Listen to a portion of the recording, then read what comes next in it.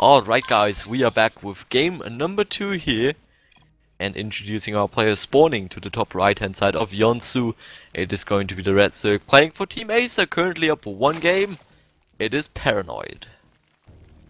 It certainly is, and down in the bottom left hand corner of the map, hoping to bounce back from that initial defeat, it's going to be our blue Protoss, representing RoxKis, it's Titan.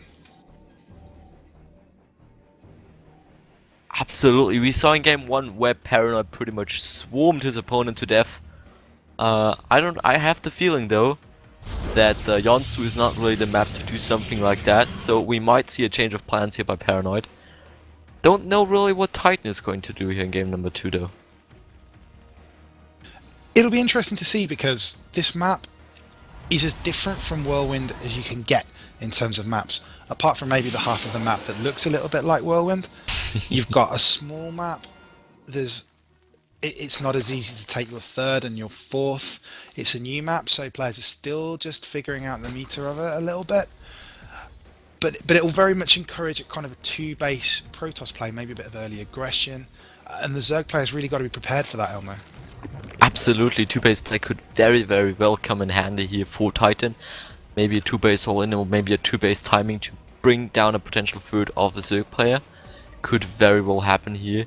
In the meantime, we already see Paranoid going once again for the pool first here, which now definitely is a very smart decision, just because Yonsu, as you were mentioning previously, is not really the biggest map, and also it's a 2-player map, so Titan pretty much knew right from the get-go where his opponent were. Of course, what it looks like Titan's actually going to go for is a Forge expand here.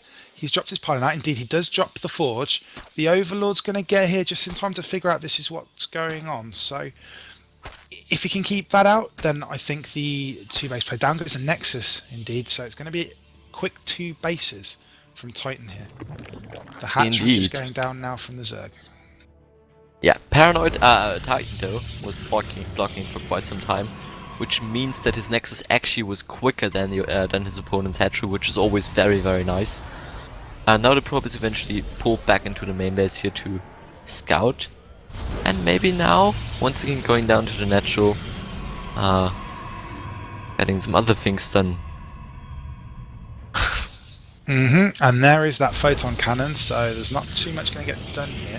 Gateway also coming down, so it's just going to be a fairly standard Forge kind of cannon expand. He's going to get it to a 2-base economy, you would assume, and then he's going to put the hammer down and lay on the aggression.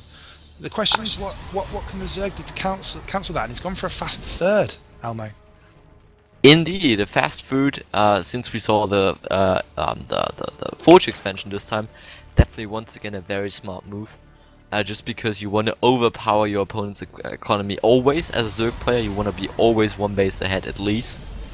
And I think that's just gonna be his plan from here on out, to stop Titan from making something happen on 2-base. He definitely has to make sure that he can hold on to that 3rd base, because that is very important for him at this point in time. And if he can do so, I feel like he's gonna have a good chance in this game.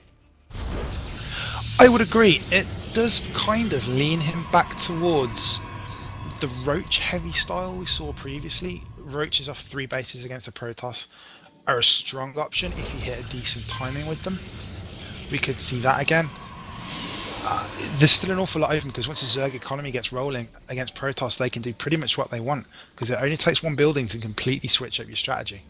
Absolutely, you can very quickly tag switch as a Zerg player, and a lot of Protosses are oftentimes not really, well, not really aware, but they most often cannot really deal with it properly. Of course, the pro players can usually, but on low levels you usually see Protoss players who are a little bit, who really cannot deal with the situation, but that really is of no meaning right now, since we have a pro game.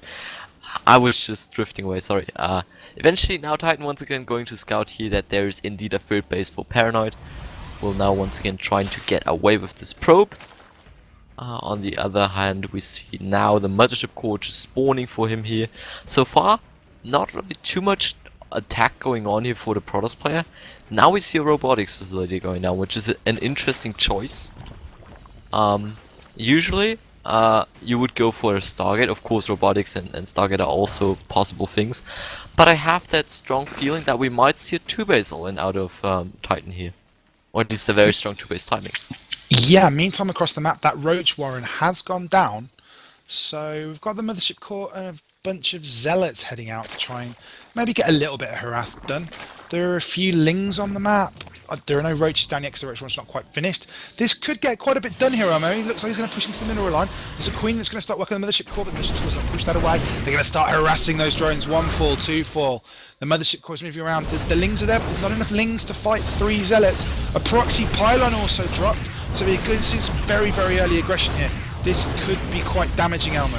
Absolutely, it is already not looking too good for Paranoid, especially because those Zealots already have their +1 upgrades, which means that they're going to slice through Lings like it's nobody's business. Eventually one will get surrounded, also some Roaches are going to spawn here, and eventually the push is going to be cleaned up, but of course at the cost of losing a Queen and also a couple of drones, and the Mothership Core is still going to town on those workers here.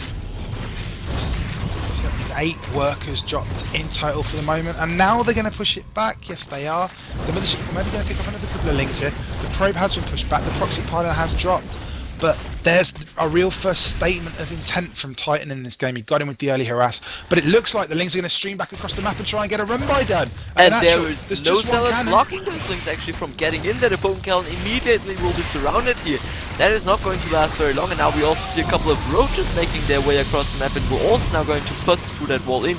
A lot of workers are already pulled off the line here. More Zealots are being warped them, but they surely will not be able to deal with those Roaches. Titan barely... desperately needs more units here to get Warp Prism drop Elmo in the Zerg third. The Warp Prism has turned up and some Zealots are dropped there. So it really is all happening at the moment.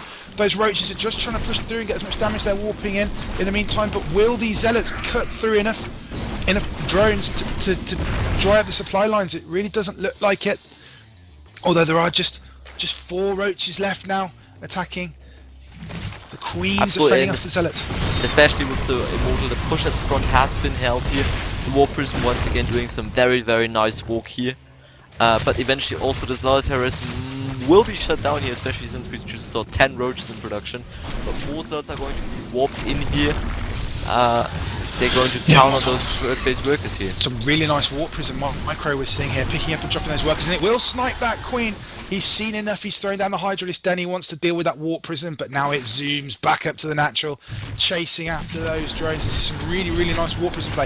Sniping Queen after Queen after Queen, the Roaches are there just in time. 1 Zealot will go down. Wow. The Warp Prism's getting followed around by the Roaches, and it will for now get pushed back, but I'm sure it's not the last we've seen of him. Definitely not. Once again, we have the Mothership Core now going to town on the workers at the third base. Once again, racking up 2 kills here, which doesn't sound like too much, but definitely it's very, very nice here for the Protoss player. And that gives enough time for the Warp Prism to come in once again here, trying to do some damage. Will eventually go into the main. There's not really too much units there to defend the Queen. The Queen once again might go down here, which is still not really nice for the Zerg player. It's not looking good for Paranoid here in game number 2. He's under constant aggression. Absolutely, he built that Hydralisk Den, but I'm not sure to get the Hydralisk Den out. I'm not sure he's got any on the map to counter this annoying Warp Prism. The Hydra Den has completed, but there are no Hydras on the map to fend this off. Zealot's dropping again at the third. So much harass going on, Elmo. The Warp Prism has finally been pushed back. He's finally cleared his base of the Protoss. But there's just going to be more where they came from. But the Roach army, once again, we've seen this before. The Roach count is just sneaking up, Elmo. And in the last game, that was what proved decisive. But Paranoid just lost 31 workers. That is huge. Eventually, he is still ahead in terms of work. But think of all those lava that had to be used to re-establish their drone counts and couldn't be units.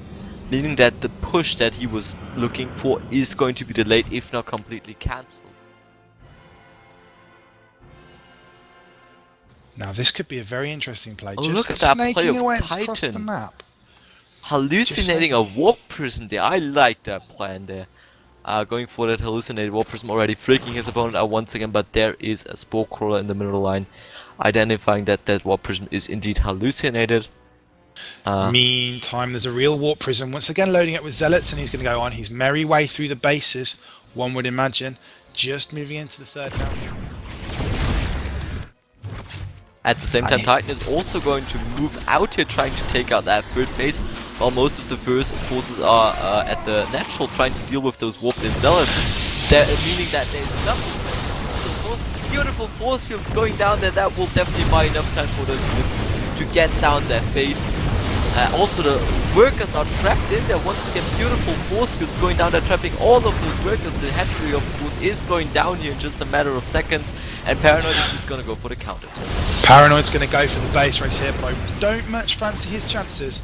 There's some great force fields forcing him almost into that option. The Hydra then goes down, so there's no option for reinforce with the Hydras. They will now start to work on the Protoss third, which has been established, just to buy a bit more time. Zealots everywhere now, that Warp Prism causing all sorts of havoc. There's Roaches at home defending. There's a Macro Hatch under attack. The Zealots now moving into the main mineral line. There's just so many Protoss forces. But can the Zerg push through and win this base race?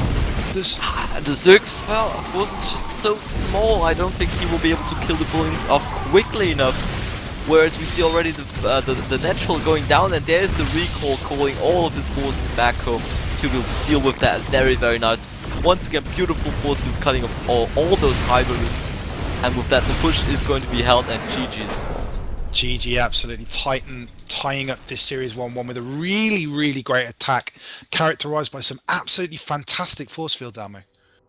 Indeed, those force fields were beautiful. Especially, I think the first initial 3 that we saw to block off that choke point leading into the third base.